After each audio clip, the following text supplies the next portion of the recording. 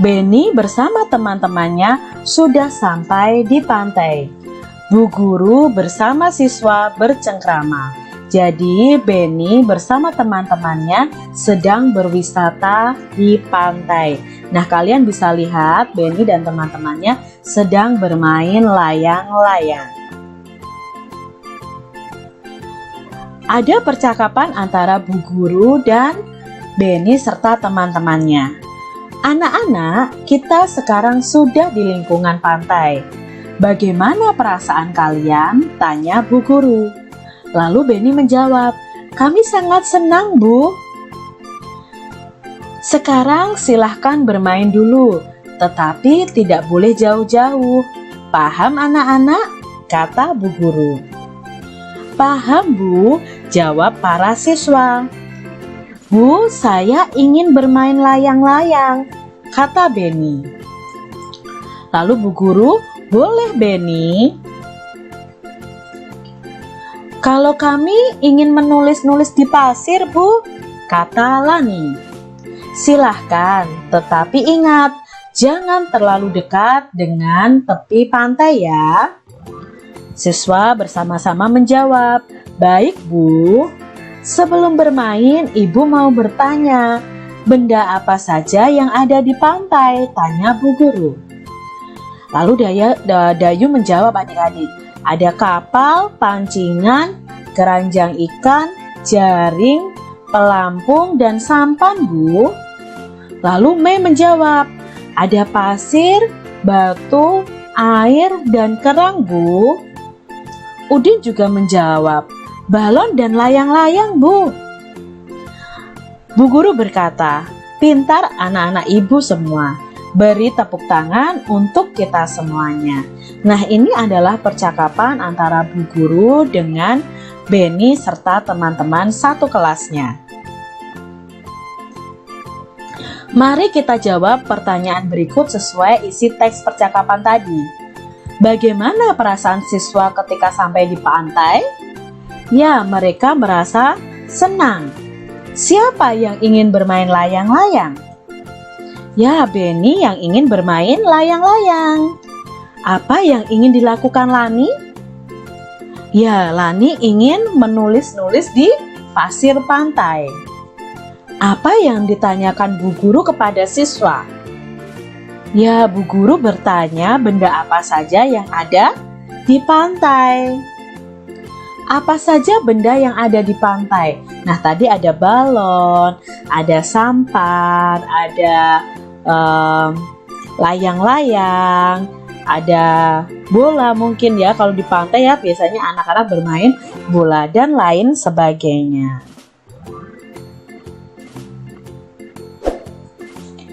Anak-anak, saat kalian membaca percakapan tadi, apakah ada tanda baca? Nah, kita akan belajar tentang tanda baca nih. Apa saja tanda bacanya? Nah, dalam percakapan tadi, Kak Citra menemukan tanda tanya. Nah, ini ya, ada tanda tanya seperti ini. Tanda tanya ini digunakan untuk mengakhiri kalimat tanya. Kita sudah belajar tentang kalimat tanya. Kalian bisa lihat video Kak Citra tentang kata tanya. Lalu di percakapan tadi juga ada tanda titik. Nah, ini ya tanda titik di akhir kalimat. Itu digunakan untuk mengakhiri kalimat berita. Bacalah teks percakapan berikut dengan seksama. Dayu, Lani, apa itu sampah kalian yang berserakan? Kita tidak boleh membuang sampah sembarangan, apalagi di tempat umum. Buanglah sampah di tempat sampah. Maaf Beni, tetapi ini bukan sampah kami, kata Dayu dan Lani. Benarkah itu Dayu? Tepat sekali yang disampaikan Beni. Selain itu, apa aturan yang harus dipatuhi di tempat umum, terutama di pantai? Tanya bu guru. Beni menjawab, tidak boleh mendekati pantai tanpa pengawasan orang dewasa, Bu, kata Beni. Lalu Dayu bertanya, kalau aturan di rumah bagaimana, Bu? Nah, di sini Bu Guru menjawab, tetap kita harus menjaga kebersihan rumah.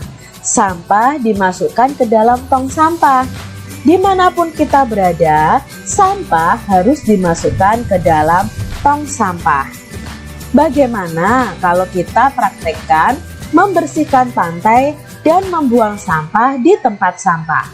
Setelah selesai, kita akan bermain domba serigala. Jelas Bu Guru. Lalu anak-anak semuanya berteriak, "Hore!" Akhirnya mereka membersihkan pantai dari sampah. Nah, dari percakapan ini adik-adik, kita tahu bahwa kita itu harus menjaga kebersihan dimanapun kita berada.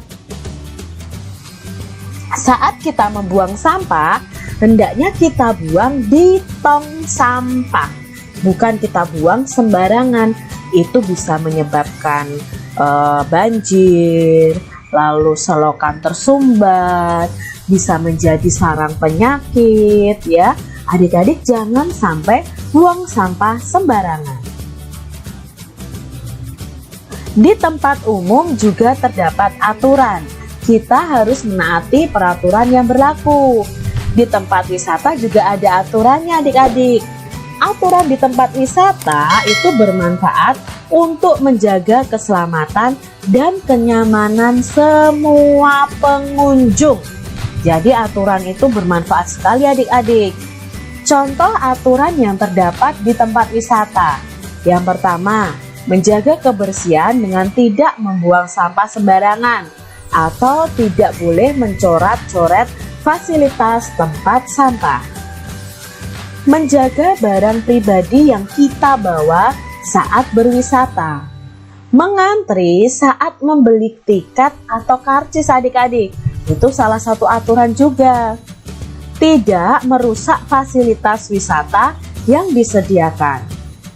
Jika di kebun binatang, dilarang memberi makan hewan dan dilarang meloncat pagar pembatas. Jika di pantai, kita dilarang berenang terlalu jauh dari bibir pantai. Jadi tempat wisata itu ada aturannya dan harus kita patuhi.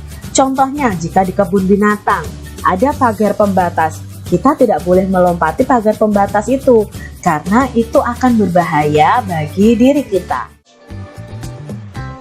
Liburan dilanjutkan menuju taman kota. Benny bermain ayunan di taman kota.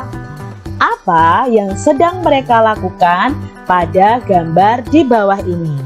Kira-kira pada gambar ini Benny dan teman-temannya sedang apa ya adik-adik ya? Ya, mereka sedang bermain ayunan dan membersihkan ayunannya. Bermain di taman kota.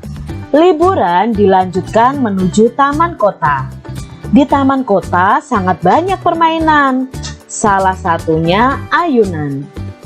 Benny bersama teman-temannya main di taman kota. Di taman kota ada 4 ayunan yang berdekatan. Di ayunan yang berdekatan terdapat 4 siswa yang bermain mainan.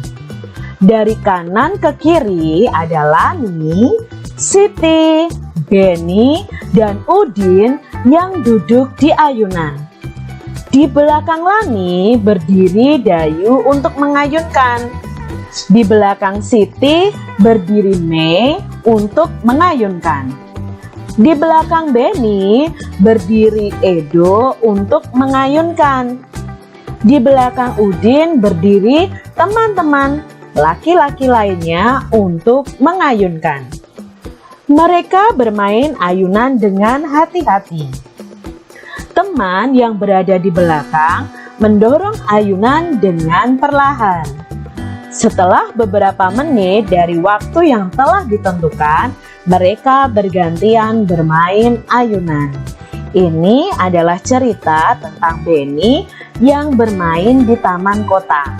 Dari bacaan ini, apakah adik-adik bisa membuat kalimat tanya berdasarkan bacaan tersebut? Kita sudah belajar tentang kata tanya. Ada kata tanya apa, siapa, di mana, bagaimana, apa, kapan, mengapa, ya. Dan setiap kata tanya itu memiliki kegunaan masing-masing.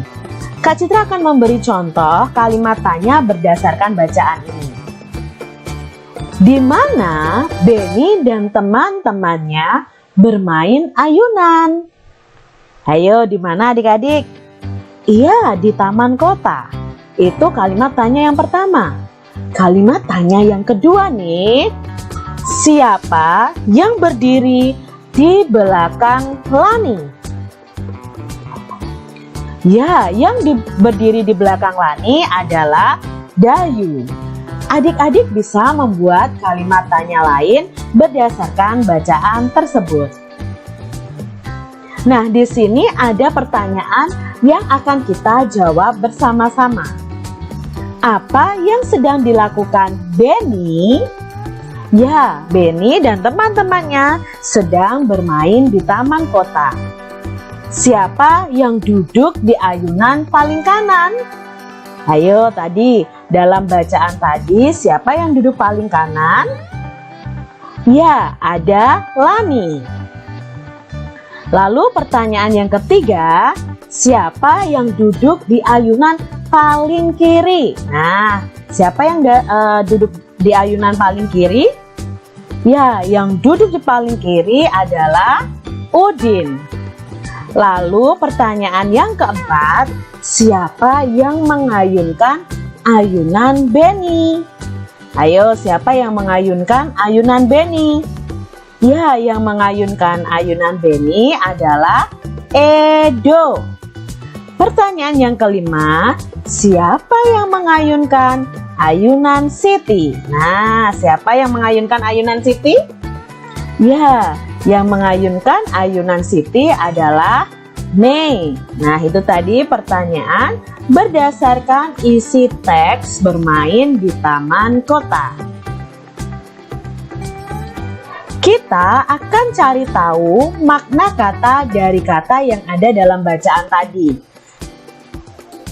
Kata pertama adalah taman. Apa sih arti taman? Taman adalah kebun yang ditanami dengan bunga-bunga dan tempat yang sangat menyenangkan. Itu pengertian dari taman. Misalnya, adik-adik bisa membuat kalimat dengan kata taman. Contohnya adik-adik, aku pergi ke taman bersama keluargaku. Kata yang kedua adalah kota. Nah, kota ini artinya apa ya? Kota itu artinya daerah pemukiman yang terdiri atas bangunan rumah yang merupakan kesatuan tempat tinggal dari berbagai lapisan masyarakat. Kalian bisa membuat kalimat dengan kata kota seperti contohnya ini. Aku tinggal di kota Semarang. Ayah pergi ke kota Jakarta. Itu penggunaan dengan kata kota. Lalu ada kata ayunan. Apa itu arti dari ayunan? Ayunan itu mainan untuk berayun-ayun artinya. Contoh kalimatnya, adik sedang bermain ayunan.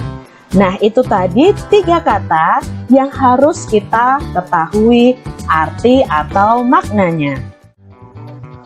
Perhatikan gambar berikut. Kelompokkanlah hal yang harus dilakukan dalam kehidupan sehari-hari di tempat wisata. Berikan tanda centang pada gambar yang harus dilakukan dalam kehidupan sehari-hari di tempat wisata dan berikan tanda silang pada gambar yang tidak boleh dilakukan dalam kehidupan sehari-hari di tempat wisata. Gambar yang pertama adalah membuang sampah di tempat sampah. Berarti ini yang harus dilakukan atau tidak? Ya, ini harus dilakukan. Maka kita beri tanda centang. Berikutnya adalah mengantri saat membeli tiket di loket. Ya, ini harus kita lakukan. Nah, ini memetik bunga di taman bunga. Ini tidak boleh kita lakukan adik-adik karena ini akan merusak lingkungan. Lalu berikutnya adalah berjalan di tempat untuk khusus pejalan kaki. Ya, ini boleh kita lakukan. Menginjak-injak tanaman, tidak boleh adik-adik. Lalu mencoret-coret patung di museum nih, ini di tempat wisata juga nih. Boleh atau tidak adik-adik? Ini tidak boleh kita lakukan. Sekarang kelompokkanlah hal yang harus dilakukan dalam kehidupan sehari-hari di rumah. Kita beri tanda centang nih adik-adik pada gambar yang harus dilakukan dalam kehidupan sehari-hari di rumah, dan memberikan tanda silang untuk gambar yang tidak boleh dilakukan dalam kehidupan sehari-hari di rumah. Nah, ini adalah gambarnya. Gambar yang pertama adalah membuang sampah sembarangan. Maka ini adalah kegiatan yang tidak boleh kita lakukan. Lalu kita mengejar-ngejar hewan nih adik-adik ya. Mungkin ini kucing yang mengambil makanan kita. Nah, kita tidak boleh seperti ini adik-adik. Ini tidak boleh dilakukan. Kita tidak boleh menyakiti hewan. Lalu membersihkan rumah. Ya, ini yang harus kita lakukan di rumah kita. Membaca sambil tidur adik-adik. Ini tidak boleh dilakukan. Menyirami tanaman boleh dilakukan. Merapikan buku di almari buku. Nah, ini yang harus kita lakukan di rumah. Bertengkar dengan adik kita. Nah, ini tidak boleh dilakukan. Membantu ibu dan membantu ayah.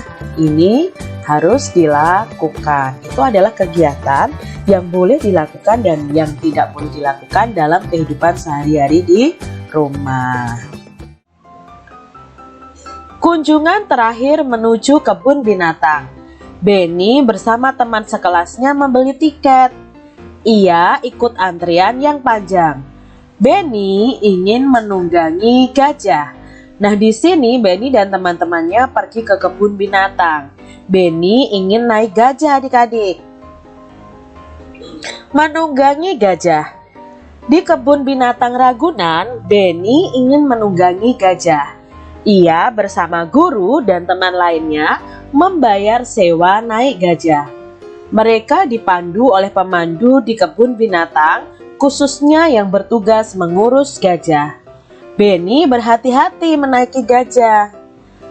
Langkah menaiki gajah yaitu siapkan gajah dalam posisi kaki menekuk. Gajah akan menekukkan kakinya setelah mendengarkan aba-aba dari pemandu. Pemandu pertama kali menaiki gajah. Penumpangnya akan dibantu menaiki gajah oleh pemandu lainnya. Setelah kaki gajah ditekuk, penumpang langsung menaikinya. Gajah akan berdiri setelah diberi aba-aba oleh pemandu.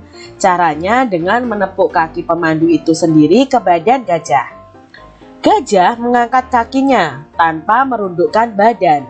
Setelah berdiri, pemandu kembali menepuk kakinya dan gajah mulai berjalan. Saat berjalan akan terasa sedikit oleng, tetapi lama-kelamaan akan terbiasa.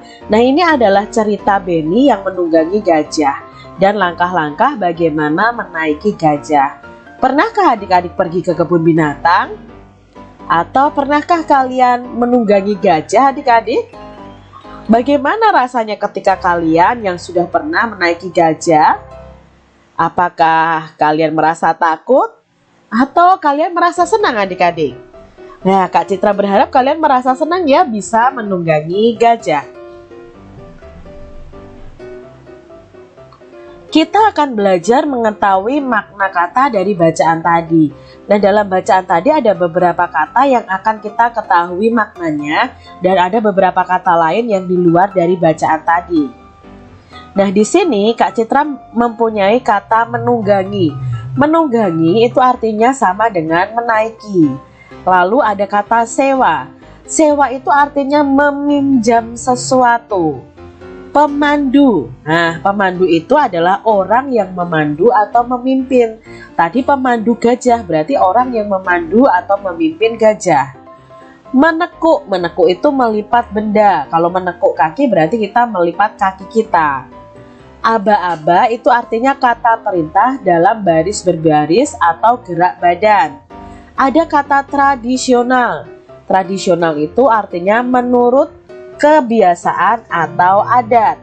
Lalu saat kita naik kuda adik-adik, dalam kuda itu ada tali pelana. Itu adalah tali yang mengikat tempat duduk penunggang kuda. Lalu dalam kalau kita menaiki kuda adik-adik itu ada pijakan. Pijakan itu artinya tempat menginjak. Lalu ada torso. Torso itu bagian badan atau batang tubuh tanpa lengan dan kaki. Lalu ada kekang. Kekang itu tali untuk mengendalikan kuda. Itu adalah makna kata dari 10 kata yang telah kita pelajari. Amatilah gambar berikut dengan cermat. Nah, di sini adalah peralatan yang digunakan ketika kita menunggangi kuda. Ada sepatu boots, ada rompi, ada kacamata, ada topi ya, topi atau helm untuk naik kuda. Lalu ada kekang, ada pijakan, ada pelana ya. Ini adalah peralatan yang kita gunakan ketika kita naik kuda. Apa ya manfaat mematuhi aturan naik kuda? Nah, ketika kita menaiki kuda atau menaiki gajah tadi ada aturannya adik-adik. Ya, aturannya itu manfaatnya agar kita tidak jatuh saat naik kuda dan agar kuda tidak liar adik-adik. Lalu apa yang terjadi jika kita tidak mematuhi aturan naik kuda? Ya, akibatnya kuda bisa liar, memberontak dan membahayakan keselamatan penunggang kuda. Penunggang kudanya bisa jatuh. Ya, jadi setiap aturan itu pasti ada manfaat dan ada akibat jika kita tidak mematuhi aturan tersebut. Bagaimana manfaat mematuhi aturan di tempat wisata dalam kehidupan sehari-hari? Otomatis manfaatnya jika kita mematuhi aturan di tempat wisata, kita akan merasa nyaman adik-adik. Kita akan aman juga untuk berwisata dan kita tidak membahayakan orang lain. Lalu bagaimana akibatnya jika berperilaku yang tidak sesuai dengan aturan di tempat wisata? Ya, otomatis itu akan membahayakan diri kita. Itu membuat kita tidak aman, membuat kita tidak nyaman dan bisa membahayakan orang lain. Contohnya ketika kalian pergi ke kolam renang misalnya ya. Kalian harus mematuhi aturan yang ada. Misalnya anak kecil harus berenangnya di kolam yang khusus anak kecil, tidak boleh di kolam yang khusus anak atau orang dewasa. Nah, itu kalau kita mematuhi kita akan aman. Tetapi kalau kamu melanggarnya, kamu masuk ke kolam renang yang dalamnya mungkin 2 meter, itu akan berbahaya bagi diri kalian. Bagaimana manfaat mematuhi aturan di rumah dalam kehidupan sehari-hari?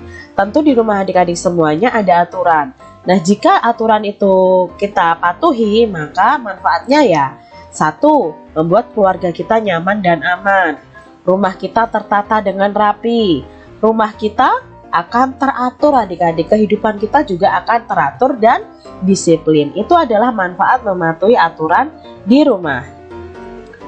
Bagaimana akibat yang tidak akibatnya kalau tidak sesuai dengan aturan di rumah, kalau kita tidak mematuhi aturan yang ada di rumah?